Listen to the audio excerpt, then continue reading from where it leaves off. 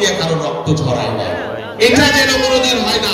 আর মানুষ ক্ষুদ্র দূরের কথা, এই রাজনীতি আমি করি না, আমার রক্তে নাই, কোনোদিন কাউকে একটা চট দেয় না, রাজনীতির কারণে রক্ত গরম করি নাই, চক্ষু চুল করি নাই, এটা আমি করতে চাই না। আল্লাহ তাআলা এটা যেন আমাকে দিয়ে করায় না।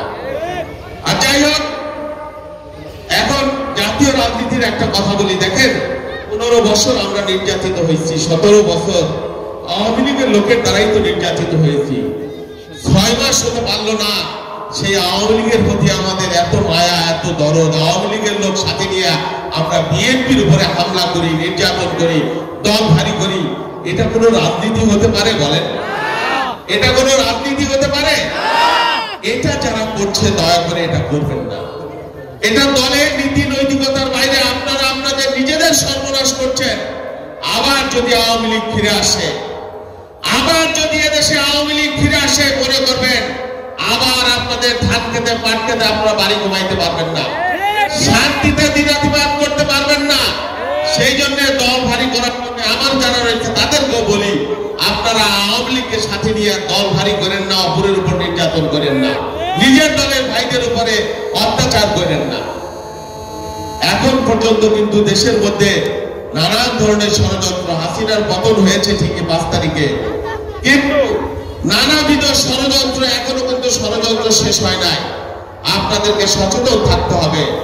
আগামী নির্বাচন পর্যন্ত, যতদিন পর্যন্ত মানুষের সরকার আমরা প্রতিষ্ঠা করতে না পারবো, ততদিন কিন্তু এই ষড়যন্ত্র চলতেই থাকবে। আপনাদেরকে চোখ কান খোলা রাখতে হবে, আপনাদেরকে অবশ্যই সচেতন থাকতে হবে। এবং যদি আমরা ডাক দেই, প্রয়োজন যদি হয়, আবার কিন্তু প্রয়োজনে রাজপথে ভোটের দাবিতে, ভোটের অধিকার। 15 বছর লড়াই করেছি, ট্রেনিং জমা দেই নাই। আমাদের হাসিনার চোখে চোখ রেখে কথা বলেছি। কোন রকম আমার নেত্রী, যেমন হাসিনা একটা মৃত্যুকে সাথে তিনি মেনে নিয়েছেন, কিন্তু হাসিনার শাসন মেনে নেন নাই। আমার নেতা তারেক রহমান 16 বছর দেশের বাইরে, 17 বছর দেশে আসতে পারেন না। আর আমরা কি ত্যাগ স্বীকার করেছি বলেন?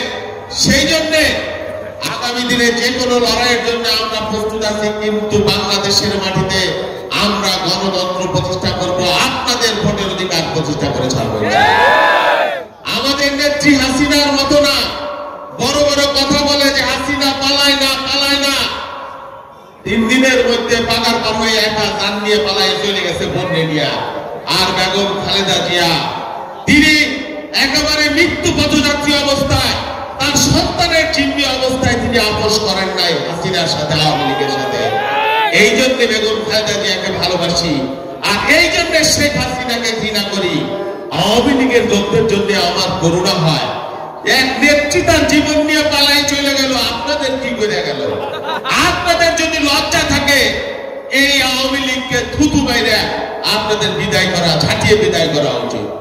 প্রিয় বন্ধুরা, আগামী দিনে বাংলাদেশে একটা নির্বাচন হবে গণতন্ত্রের জন্য। সেই নির্বাচনকে সামনে রেখে আপনারা ভাই হিসেবে দলের মধ্যে ঐক্য রাখবেন, সমাজে শান্তি রাখবেন, শৃঙ্খলা রাখবেন। গায়ের জোরে কারো উপরে কোনো অন্যায় জুলুম যাতে না হয়, কোনো সালিশ দরবারে কারো উপর যাতে অন্যায় না হয়, কোনো দখলবাজি যাতে না হয়। বিএনপির কেউ যদি এগুলোর সাথে জড়িত থাকে, এই যে নেতাদের বলবেন, তাহলে আমাদেরকে বলবেন। আমরা কিন্তু এগুলো কোনো প্রশ্রয় দেব না। আমাদের দলের এলাকার শান্তির জন্য, মানুষের শান্তির জন্য আমরা যে কোনো ত্যাগ স্বীকারের জন্য, যে কাউকে আমরা ত্যাগ করবার জন্য আমরা প্রস্তুত আছি। প্রিয় বন্ধুরা, সময় বেশি নাই, আমি আর বক্তব্য দীর্ঘায়িত করবো না।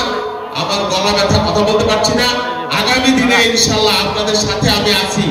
এমপি হই বা না হয় তাও আছি, মন্ত্রী হই বা না হয় তাও আছি। আগেও ছিলাম, আমি আপনাদের এলাকার সন্তান, এই এলাকায় জন্মাইছি। আপনারা ডাকবেন, যে কোনো কাজে আপনাদের সাথে পাবেন, ইনশাল্লাহ আমাদেরকে পাশে পাবেন। আমাদের নেত্রীর জন্য দোয়া করবেন। বেগম খালেদা জিয়া, তিনি অসুস্থ অবস্থায় আছে। তারেক রহমানের জন্য দোয়া করবেন, ইনশাল্লাহ আগামী দিনে যাতে তিনি দেশের নেতৃত্ব দিতে পারেন। আর কৃষক যারা রয়েছে তাদেরকে বলি যে আপনাদের জন্য আমাদের দল, জিয়াউর রহমান, খালেদা জিয়া, তারেক রহমান সব সময় আপনাদের জন্য মায়া করছে, আপনাদের পাশে আছে। আমরাও কৃষক বন্ধুদের পাশে আছে। আগামী দিনে যদি আমরা সরকারে যেতে পারি, বাংলাদেশের কৃষক যাতে কষ্টে না থাকে, তাদের যাতে উৎপাদিত পণ্যের মূল্য পায়, তাদের যাতে দুর্ভোগ না হয়, যাতে পরিবার পরিজন নিয়ে দেখা যায় দুবেলা খেতে পারে, শান্তিতে থাকতে পারে, সেই জন্য আমরা কমিটমেন্ট করেছি আপনাদের পাশে আমরা থাকবো। সবাইকে ধন্যবাদ। আল্লাহ হাফেজ। বাংলাদেশ জিন্দাবাদ।